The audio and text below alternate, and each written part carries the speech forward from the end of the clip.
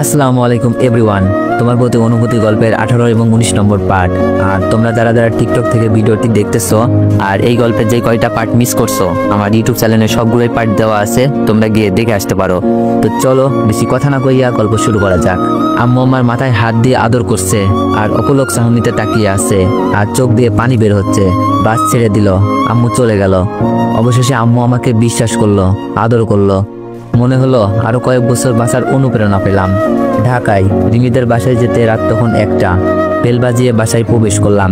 Uncle aunty আর রিমি জেগে আছে। কতটা ভালোবাসে লোকগুলো আমাকে। আঙ্কেল আন্টিকে না বলে কেন গেলাম আর ওইখানে ঘটে যাওয়া সবকিছুই জানতে চাইলো। আমিও সবকিছুই বললাম। আঙ্কেল আন্টি শুনে বলল, পরের বার যখন বাসায় যাব প্রমাণ হাতে করে যেন নিয়ে যাই। আম্মুর সাথে মাঝে মাঝে কথা হয়। আব্বু এখন প্রায় সুস্থ। এদিক দিয়ে আমাদের পরীক্ষার রেজাল্ট বের হওয়ার চিন্তা। আজ দুপুর 12টায় রেজাল্ট পাবলিশ হবে। চাচাতো বোন মিথিলাও পরীক্ষা দিয়েছে। দোয়া করি ভালো রেজাল্ট করুক। সময় হয়ে গেছে, মোবাইল হাতে নিয়ে রেজাল্ট দেখার চেষ্টা। অবশেষে রেজাল্ট পেলাম। আলহামদুলিল্লাহ, অনেক ভালো রেজাল্ট করেছি। রিমি আশাও ভালো রেজাল্ট করেছে। আম্মুকে সাথে সাথে ফোন দিলাম। হ্যালো আম্মু। আমি খুশি মনে বললাম, হ্যালো আম্মু, কেমন আছো? আম্মু বলল, ভালো, তুই কেমন আছিস? রেজাল্ট কেমন হলো তোর?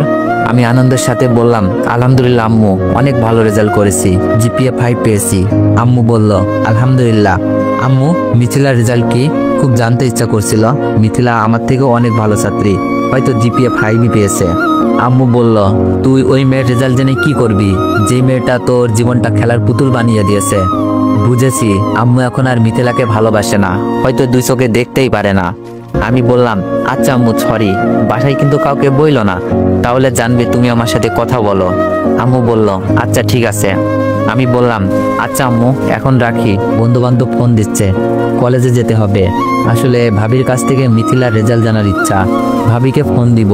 এমন সময় দেখি রিমি আমার রুমে হাজির, মুখে রাজ্যের হাসি। রিমি বলল, অনেক, আজ কিন্তু বড় সড়ো টিপ চাই। আমি বললাম, আমি তো দিবই, তুমি দিবা না? তুমিও তো ভালো রেজাল্ট করছো। রিমিও কিন্তু ভালো রেজাল্ট করছে। রিমি বলল, দিব তো, আমারটা একটু স্পেশাল। আমি বললাম, তাই নাকি? ওকে, অপেক্ষায় থাকবো। রিমি বলল, তুমি কি দিবা?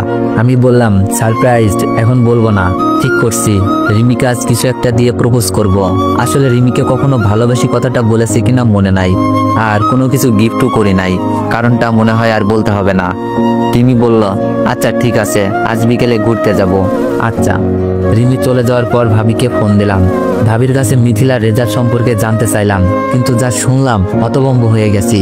রিমি নাকি 2 সাবজেক্টে ফেল করছে, কলেজের সেরা ছাত্রী নাকি ফেল করছে। খুব খারাপ লাগছিল মিথিলার জন্য।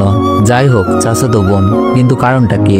মিথিলা কি কারণে ফেল করলো জানার খুব ইচ্ছা, কিন্তু জানবো কি করে? রিমি বলল, অনেক, কি করো? আমি বললাম, কিছু না, কিছু বলবা? রিমি বলল, ব্যাপার কি, মন খারাপ কেন? এত ভালো রেজাল্ট করছো, কই আনন্দ করবা, তা না মন খারাপ করে বসে আছো? আমি বললাম, মিথিলার জন্য খারাপ লাগছে। রিমি বলল, কি, মিথিলার জন্য খারাপ লাগবে কেন?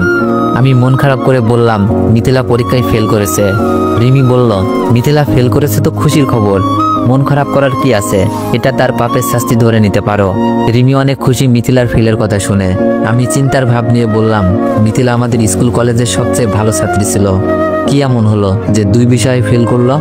রিমি বলল, অভিশাপ লাগছে মিথিলার উপর, তাই ফেল করেছে। আমি বললাম, আমার মনে হয় অন্য কোনো কারণ আছে। রিমি বলল, আর কি কারণ থাকতে পারে? আর যে তোমার জীবন নষ্ট করতে চেয়েছে তাকে নিয়ে এত ভাবার কি আছে, বুঝছি না। আমি বললাম, চাচাতো বোন তো, মিথিলা ওই বিষয়টা ছাড়া আর কোনো বাজে কাজ দেখি নাই, তাই এখনো মিথিলার প্রতি মায়া থেকে গেছে। কারণ আমি তো মিথিলার ভালোর জন্যই কাউকে কিছু না বলে বাসা ছেড়ে চলে এসেছি, যাতে তার ভালো হয়। তাহলে এখন খারাপ কেন হবে? রিমি কিছুটা রাগ নিয়ে বলল, ও বুঝছি, বেশি ভালো সাজা হচ্ছে। শুনো, বেশি ভালো না। আমি বললাম, জানি না এটা ভালো সাজা কিনা, তবে আমি মনে করি প্রতিটি মানুষই ভুল থেকে শিক্ষা নেয়, আর মিথিলা হয়তো সেই শিক্ষা নিয়েছে, কিন্তু ভয়ে মুখ খুলে বলতে পারছে না। অনেক এমন করে নাই, কারণটা ভিন্ন ছিল। রিমি বলল, তুমি তো বেশি বোঝো, কোনো কিছু হয়ে যাওয়ার আগেই বলে ফেলো। মিথিলা এমন কিছুই ভাবছে না। মিথিলার প্ল্যান ছিল তোমাকে বাসা থেকে বের করে দিবে আর দুলাভাইয়ের সাথে মজা করবে। আমি বললাম, এটাও হতে পারে, কিন্তু এখন আমি মিথিলার ভালো চাই। আমি তো ভালো আছি, শুধু পরিবার ছেড়ে আছি। মিথিলা না হয় পরিবার নিয়ে ভালো থাকুক। রিমি বলল, তোমার কথা আমি বুঝি না, এত ভালো মানুষ ভালো না, জীবন অনেক কঠিন। আমি বললাম, ভালো মানুষ আর কই হতে পারলাম, ভাবিকে জানিয়ে দিয়েছি, সুমি আপু জেনে গেছে, আম্মু এখন জানে, আর তোমাদেরও তো সবই বললাম। যদি আমি ভালো মানুষই হতাম তাহলে হয়তো কাউকেই বলতাম না। রিমি বলল, হইছে, আমার কাছে যদি তোমার নির্দোষ প্রমাণ করার কিছু একটা থাকতো আজই তোমার বাসায় গিয়ে সবকিছু ফাঁস করে দিতাম। রিমি দেখছে অনেক রেগে গেছে। আমি বললাম, আচ্ছা বাদ দাও, আজ কোথাও যেন যাবে বলছিলা? দুপুরে বলছিল কোথাও ঘুরতে যাবে আর স্পেশাল কিছু একটা গিফট করবে। রিমি বলল, আজ আর যাবো না, মুড অফ হয়ে গেছে, মিথিলার নাম শুনলেই গা জ্বলে। রিমি তো দেখছি অনেক রাগ করে আছে। আমি বললাম, আরে বাদ দাও, চলো, আসা যাবে না? রিমি বলল, আর কোনোদিন ওই মেয়েকে নিয়ে ভাববে না। আমি বললাম, আচ্ছা চলো। রিমির কথায় মাথা নাড়ালেও মন যে ভাবতে বাধ্য করে। রিমি বলল, মনে থাকে জানো, আমি রিমি রাস্তায় বেরিয়ে হাঁটছি, আশাকে তার বাসা থেকে নিয়ে নিব। আমরা আসলে একটা ছোটখাটো পার্টির আয়োজন করছি রেজাল্ট পাওয়ার খুশিতে। কলেজে আরো কয়েকজন বন্ধু মিলে এই আয়োজন করেছি। আশা, আমি, রিমি হেঁটে যাচ্ছি। আমি বললাম, রিমি একটু দাঁড়াও, আমি আসছি। রিমি বলল, কোথায় যাবা? আমি বললাম, 2 মিনিট লাগবে, যাবো আর আসবো বলে চলে আসলাম ফুলের দোকানে। একগুচ্ছ ফুল আর 3টা ললিপপ নিয়ে রিমির সামনে। রিমি বলল, কই গেছিলা, হাত পিছো না কেন? আমি বললাম, আশা একটু ওই পাশে যাবে। রিমি বলল, আশা কেন যাবে, কি সমস্যা? আশাকে ইশারা করে বুঝালাম, আশা প্লিজ। আশা চলে গেল। রিমি বলল, মানে কি, কিছুই বুঝলাম না তো। ফিল্মি স্টাইলে বললাম, রিমি আই লাভ ইউ, তুমি কি আমাকে বিয়ে করবে? রিমি আনন্দে বলল, ওয়াও অনেক, তুমি আজ প্রথম বলছো তুমি আমাকে ভালোবাসো, বিয়ে করতে চাও। আমি অনেক খুশি, আমার মতো হয়তো আজ কেউ খুশি হতে পারে না। আমি বললাম, হয়েছে? রিমি অবাক হয়ে বলল, মানে কি হয়েছে? আমি বললাম, বলতাছি প্রপোজ করাটা কি ঠিকঠাক হয়েছে? রিমি বলল, আরে দুষ্টু, হয়েছে, আর আমি তোমাকে নিজের থেকেও ভালোবাসি, আর তুমি চাইলে আজই বিয়ে করে নিতে চাই। আমি বললাম, কিরে আশা, চলে এলি কেন? আশা বলল, তোরা এখানে প্রেম কর আর আমাকে কুত্তায় কামড়াক। আমি বললাম, কামড়াবে কেন, দেখছে তুই একা আছিস তাই হয়তো প্রেম করতে আইছে। আমার কথা শুনে রিমি হেসে দিছে আর আশা রেগে ফায়ার। আশা বলল, ভালো হবে না অনেক? আচ্ছা রিমিকে তো ফুল দিলা, আমার জন্য কি আনছো? ললিপপটা এগিয়ে দিয়ে বললাম, এটা তোর জন্য। আশা বলল, ওই আমি কি বাচ্চা নাকি? আমি বললাম, 3টা আনছি, চলো আজ সবাই বাচ্চা হয়ে যাই। রিমিকে দিয়ে আমি একটা নিয়ে খেতে শুরু করলাম। রিমি বলল, আচ্ছা অনেক, তুমি তো আমাকে সারপ্রাইজ দিলা, এখন তো আমার স্পেশাল কিছু একটা দেওয়ার কথা। রিমি রাস্তায় কি দিতে চাই স্পেশাল? আমি কাঁপা গলায় বললাম, কি দিবা? রিমি বলল, আশা যা তো। রিমির মতিগতি ভালো না। আশা বলল, না আমি যাব না, কুত্তায় কামড়াবে। রিমি বলল, আচ্ছা তাহলে ওইদিকে ফির। আমি বললাম, ও কেন ওইদিকে ফিরবে? রিমি বলল, তুমি চুপ করো, আশা ফির। আশা অন্যদিকে ফিরে আসে। রিমি আস্তে আস্তে আমার কাছে আসছে। রিমি আমার খুব কাছে, মানে রিমির মুখ প্রায় আমার মুখের কাছে নিয়ে আসছে। রিমি আমাকে কিস দিতে চাই। আমি সরে গেলাম। না রিমি, এইসব করা যাবে না, এইসবে গল্প নষ্ট হয়ে যাবে। রিমি রেগে মেগে বলল, কিসের গল্প? আমি বললাম, কিছু না, এইসব বিয়ের আগে ঠিক না, আর আমি লুতুপুতু প্রেম করতে চাই না। রিমি বলল, কি, আমি লুতুপুতু প্রেম করি? ওকে থাকো, আমি গেলাম। রিমি রাগ করে বাসার দিকে হাঁটা শুরু করে দিছে। কি বলতে কি বলে ফেললাম। রিমি তো দেখি রাগ করে বাসায় চলে যাচ্ছে। লুতুপুতু কথাটা বলা আমার ঠিক হয় নাই। আমি দৌড়ে গিয়ে রিমির হাত ধরলাম। রিমি দেখি কান্না করছে, আমার হাতটা ছাড়িয়ে নিল। মাথা নিচু করে বললাম, রিমি সরি, আমি আসলে এভাবে বলতে চাইনি। রিমি রাগে অভিমানে কান্না করছে আর বলছে, না ঠিকই তো বলেছ, আমি তো লুতুপুতু প্রেম করি। ওকে যাও, আমার সাথে লুতুপুতু প্রেম করতে হবে না। রিমি আবার বাসার দিকে হাঁটতে লাগলো। আমি সামনে গিয়ে বললাম, রিমি প্লিজ, আর এমন হবে না। মুখ ফুসকে বেরিয়ে গেছে। রিমি কিছু বলছে না, কান্না করছে। রিমির কান্না আমি সহ্য করতে পারছি না। আসলে এই কথাটা রিমির সাথে যায় না, অনেক বেশি বলে ফেলেছি। রিমি মাফ করে দাও, আর হবে না। কে শুনে কার কথা, কান্নাই করছে। রিমির কান্না থামছে না দেখে রিমিকে জড়িয়ে নিলাম। প্রথমে ছাড়বার চেষ্টা করলেও শক্তিতে হেরে যাই। শান্ত হয়ে বুকে মিশে গেছে। রিমি, আমি তোমার কান্না সহ্য করতে পারছি না। তুমি চাইলে যে কোনো শাস্তি দাও, প্লিজ কান্না করো না। আর আমি বলছি তো, আমার ভুল হয়ে গেছে। জড়িয়ে রেখে রিমিও আমাকে শক্ত করে জড়িয়ে আছে। রিমি কেঁদে কেঁদে বলছে, অনেক, আমিও তোমাকে অনেক বেশি ভালোবাসি। তোমার মুখে এমন কথা সহ্য করতে পারি না। আমি বললাম, প্রমিস, আর বলবো না। কিরে, তোদের সিনেমা শেষ হয়েছে? রাহুল, ইভা ওরা তো ফোন দিয়েই যাচ্ছে, দেরি হচ্ছে কেন? আসার কথা শুনে লজ্জায় রিমিকে ছেড়ে দিলাম। তবে রিমি যখন কান্না করছিল তখন কোনটা ভুল কোনটা সঠিক কিছুই মাথায় আসছিল না। তখন মাথায় ছিল রিমির কান্না থামাতে হবে। কারণ রিমির কান্না আমার বুকে ছুরি বচ্ছে। হয়তো এটাই ভালোবাসার ম্যাজিক। রিমি তার চোখ মুছে বলল, চল। তারপর পাটি টাটি করে বাসায় চলে আসলাম। এসে শুয়ে শুয়ে মোবাইল টিপছি। ভাবছি রেজাল্ট নিয়ে একটা স্ট্যাটাস দিই। স্ট্যাটাসের মাঝে অনেক কংগ্রেস জানাচ্ছে। হঠাৎই একটা মেয়ের আইডি থেকে মেসেজ আসলো। মেসেজ ওপেন করে দেখি, ভালো রেজাল্টের জন্য শুভেচ্ছা। মেয়েটার প্রোফাইল পিক দেখে পরিচিত মনে হচ্ছে। আমি মেয়েটার প্রোফাইলে গিয়ে দেখি এটা মিথিলার বান্ধবী মারিয়া, আমাদের সাথে লেখাপড়া করতো আর এক এলাকারই। আমি রিপ্লাই দিলাম, ধন্যবাদ। তোমার রেজাল্টের কি অবস্থা? মারিয়া বলল, আলহামদুলিল্লাহ। তুমি কি আমাকে চিনতে পারছো? আমি বললাম, চিনব না কেন, ক্লাস 1 থেকে কলেজ পর্যন্ত একই সাথে পড়া। হয়তো কথা হয়নি তেমন। তুমিও তো মিথিলার খুব কাছের বান্ধবী ছিলা, তাই না? মারিয়া বলল, এখনো আছি, কিন্তু মিথিলার কি যেন হয়ে গেছে। আর শুনলাম তুমি নাকি কি এক কারণে বাসা থেকে চলে গেছো আর আসো না। আমি বললাম, বলেনি তো তোমার রেজাল্ট কেমন হয়েছে? মারিয়া বলল, এই তো 4.89, একটুর জন্য মিস। আমি বললাম, ব্যাপার না, পরের বার ভালো হবে। মিথিলার কি খবর? যোগাযোগ নাই তো। আমি জেনেও বলতেছি, দেখি ফেলের কারণটা জানতে পারি কিনা। মারিয়া বলল, মিথিলা তো 2 সাবজেক্টে ফেল করেছে। আমি বললাম, কি বলো? মিথিলা তো সবচেয়ে ভালো ছাত্রী ছিল, তাই না? সে কিভাবে ফেল করে? মারিয়া বলল, আসলে তুমি চলে যাওয়ার পর মিথিলাকে অন্যমনস্ক দেখতে লাগছিল। মাঝে মাঝে ক্লাসে বসে কান্না করতো। আমি অনেকবার জানতে চাওয়ার পরও বলতো তুমি নাকি মিথিলার কারণে বাসা থেকে চলে গেছো। মিথিলা নাকি কি এমন ভুল করেছে যা কাউকে বলতেও পারছে না, নিজেও সুখে নেই, ভিতরটা নাকি পুড়ে পুড়ে ছাই হয়ে যাচ্ছে। মারিয়ার কথা শুনে মনে হলো মিথিলা নিজের ভুল বুঝতে পারছে আর নিজের ভিতর অপরাধগুলো জমে থাকার কারণে অন্যমনস্ক হয়ে লেখাপড়া নষ্ট করে ফেলছে। আমি বললাম, আচ্ছা মিথিলা সেই ভুলের কথা বলে নাই? কি এমন ভুল করছে? মারিয়া বলল, না, তবে মিথিলা বাঁচতে চায় না। মারিয়ার কথা শুনে খুব খারাপ লাগছে। আমি তো মিথিলার ভালো থাকার জন্যই কাউকে কিছু বলি নাই, তাহলে মিথিলা এত খারাপ অবস্থা কেন? আমি বললাম, আচ্ছা মারিয়া, একটা হেল্প করে দিতে পারবা? মারিয়া বলল, কি বলো? ভয়েস দিয়ে বললাম, মিথিলাকে বলবা আবার পরীক্ষা দিতে, সবকিছু আগের মতো করে নিতে, আর আমার সাথে যে ঘটনা ঘটছে সেইগুলো নিয়ে যেন চিন্তা না করে। আমি মিথিলার উপর রেগে নাই, মিথিলার ভুল আমি বুঝতে পারছি। আর বলবা আমি ভালো আছি, আর আমি চাই মিথিলা যেন ভালো থাকে। এইটাই মিথিলাকে যেভাবে পারো শুনিয়ে দিও। আচ্ছা ঠিক আছে, পরে আবার কথা হবে, বাই। মোবাইলটা রেখে ঘুমিয়ে গেলাম। পরের দিন সকালে মোবাইলে মেসেজ আসলো মারিয়ার। মারিয়া বলল, মিথিলা তোমার সাথে কথা বলতে চাই। এখন আমি কি উত্তর দিব ভাবছি। আমি মেসেজ সিন করে রিপ্লাই না দিয়ে অফলাইনে চলে গেলাম। মিথিলার সাথে কথা বললে হয়তো রাগ অভিমান সবকিছুই শেষ হয়ে যাবে। তাছাড়া প্রথম ভালোবাসা, কি থেকে কি বলে ফেলে আমি কিছুই শুনতে চাই না।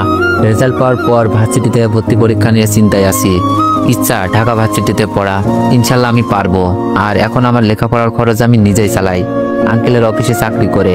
আমি আর রিমি একই ভার্সিটিতে ভর্তি হলাম। একটা নতুন পরিবেশ, ভালোই লাগছে। আর রিমির সাথে আমার ভালোবাসার সম্পর্ক চলছে খুবই ভালোভাবেই। মনে হয় বেশি ভালো আমার কপালে নাই। আন্টি আর আঙ্কেল আমাকে খুব গোপনে ডাকে, যেন রিমি এই বিষয়ে কিছু না জানতে পারে। আমি তো খুব ভয় পেয়ে যাই। এত গোপনে ডাকার মানে কি? অনেক, তুমি তো আমাকে মায়ের মতো মনে করো, তাই না? আজ আমাকে সব সত্যি বলবা, আজ আমাকে সব সত্যি কথা বলবা, কথা দাও। আন্টির কথা শুনে তো কলিজা শুকিয়ে যাচ্ছিল। আমি কাপা গলায় বললাম, জি আন্টি বলেন। আন্টি বলল, তোমার আর রিমির সম্পর্কটা কেমন, বন্ধুত্ব নাকি অন্য কিছু? আন্টি, বন্ধুত্ব। মিথ্যা বললাম, আমার তো মনে হয় না তোমাদের সম্পর্কটা বন্ধুত্বে সীমাবদ্ধ। সত্যি করে বলো। আন্টি কি সব জেনে গেছে? আমি বললাম, আসলে আন্টি, আমি রিমিকে বন্ধু ভাবলেও রিমি অন্য কিছুতে নিয়ে গেছে। রিমির বিভিন্ন পাগলামি আমাকে বাধ্য করেছে রিমির কথায় সাড়া দেওয়াই। আমার বুক কাঁপছে। আঙ্কেল বলল, তুমি জানো তো রিমির বিয়ে ঠিক করা আছে হৃদয়ের সাথে? জি আঙ্কেল। আঙ্কেল বলল, তাহলে রিমির পাগলামিতে কেন সাড়া দিলা? আমি বললাম, আঙ্কেল আপনি তো জানেন রিমি কেমন পাগলামি করে। আর আমি রিমিকে আগেও বলেছি, এখনো বলি, আপনাদের কথার বাইরে আমি কিছুই করতে পারবো না। আর আমি জানি এই সম্পর্ক মেনে নিবেন না, কারণ কোনো বাবা মাই তার মেয়েকে এরকম ছেলের সাথে বিয়ে দিবে না। আমি কথা বলছি আর বুকের ভিতর কেমন যেন ব্যথা লাগছে, কারণ আমিও তো রিমিকে অনেক ভালোবাসি। আঙ্কেল বলল, সবকিছুই ঠিক আছে, মেয়েটা আমার একটু বেশি পাগলামি করে। তোমরা ছোট মানুষ, না বুঝে ভুল করতে পারো, কিন্তু মেয়েটার তো একটা ভালো ভবিষ্যৎ দরকার। আমি বললাম, জি আঙ্কেল, এখন আমার কি করা উচিত? আঙ্কেল বলল, এখন যদি আমি বলি তুমি রিমিকে ভুলে যাও, অবহেলা করো, তাহলে রিমি উল্টাপাল্টা কিছু করে ফেলতে পারে। আর এদিক দিয়ে হৃদয়ের সাথে রিমির বিয়ে দিব কথা দিয়ে রেখেছি। তুমিও লেখাপড়া করো, নিজের বাসা থেকে মিথ্যা অপবাদ নিয়ে আসছো। জি আঙ্কেল, আপনারা যেভাবে বলবেন সেভাবেই করব। বলেন তো রিমিকেও ভুলে যাব, কারণ আপনাদের ভালোবাসার কাছে রিমির ভালোবাসা কিছুই না। হৃদয় ভাইয়া তো আশাকে ভালোবাসেই, এখন ইমোশন দিয়ে আঙ্কেল আন্টিকে মানিয়ে নিতে পারলেই হয়। আন্টি বলল, আচ্ছা তুমি কি চাও বলো। আমি বললাম, আন্টি আমি রিমিকে ভালোবাসি ঠিকই, কিন্তু আমি চাই রিমি ভালো থাকুক। যদি অন্য কোথাও রিমি ভালো থাকে আমি তাতেই খুশি, কারণ আমি হয়তো ভালোবাসা দিতে পারবো কিন্তু থাকার জন্য ঘর দিতে পারবো না, কারণ আমি তো আপনাদের বাসায় থাকি। খাবার জন্য খাবারই বা দিব কোথা থেকে। আন্টি আপনারা যা ভালো মনে করেন তাই করতে পারেন, তবে রিমির পাগলামির জন্য কিছু একটা ভেবে রাখবেন। আঙ্কেল বলল, শোনো অনিক, তুমি একটা ভালো ছেলে, সবকিছুই এত সহজে বলছো, আর তোমার সবকিছুই রিমির ভালোর জন্যই করছো। তাই রিমিকে ভালোবাসা অপরাধ বলবো না, কারণ ভালোবাসার মানেটা আমি বুঝি। আমিও ভালোবেসে বিয়ে করেছি, কিন্তু বাবা হিসেবে আমার দায়িত্ব মেয়েকে ভালো একটা প্রতিষ্ঠিত ছেলের কাছে বিয়ে দেওয়া, আর আমি কোথাও দিয়ে রাখছি। তাই তোমাকে অনুরোধ করে বলছি, রিমিকে যেভাবে পারো বুঝিও যে রিমির সাথে তোমার চাই না। জি আঙ্কেল, খুব কষ্ট হচ্ছিল, আমার মতো ছেলের জোর করে কিছু বলার ক্ষমতাও নেই। আর আঙ্কেল আন্টি তাদের দিক দিয়ে 100% সঠিক, আমি ভুলছিলাম, বামন হয়ে চাঁদে হাত দিছিলাম। আন্টি বলল, আচ্ছা কিন্তু রিমিকে বলবা না, এই নিয়ে আমাদের কথা হয়েছে, আর বুঝিয়ে বইল, নয়তো রিমি হয়তো নিজেকে কন্ট্রোল করতে পারবে না। আমি বললাম, আচ্ছা। আঙ্কেল আন্টি চলে গেল। অন্য কেউ হলে হয়তো এতক্ষণে বাসা থেকে বের করে দিত, কারণ আমাকে রাস্তা থেকে ঘরে তুলে যখন শুনবে তার মেয়ের সাথে প্রেম, হয়তো কোনো বাবা মা তা মেনে নিতে পারবে না। তারপরেও আঙ্কেল আন্টি আমাকে ভুল না বুঝে রিমিকে বুঝিয়ে বলতে বলছে। আর যদি আঙ্কেল আন্টি রেগে গিয়ে বাসা থেকে বের করে দিত, আমার লেখাপড়া সবকিছুই শেষ হয়ে যেত, আর থাকতামই বা কই, আর আঙ্কেলের অফিসে চাকরিটাও চলে যেত। আঙ্কেল যদি এতটুকু স্যাক্রিফাইস করতে পারে, আমি কেন রিমিকে ভুলে যেতে পারবো না? যদিও কথায় আছে, ভালোবাসা ধনী গরিব বড় ছোট দেখে না, তারপরেও আমি বলি বাস্তবতা অনেক কঠিন। আঙ্কেল আন্টি চলে যাওয়ার পর নিজেকে কন্ট্রোল রেখে ভালোভাবে ভেবে দেখলাম, রিমিকে বুঝিয়ে না বলে দেওয়াটাই সঠিক। রিমির সাথে আগের মতো মিশি না, রিমিকে বোঝাতেও পারছি না। যদি রিমি সহ্য করতে না পারে? রিমি বলল, অনিক তোমার কি হয়েছে, আমাকে এড়িয়ে চলো কেন? রিমির কথা শুনে বুকে একটা ধাক্কা লাগলো। আমি মোবাইল টিপচার উত্তর দিলাম, কিছু না।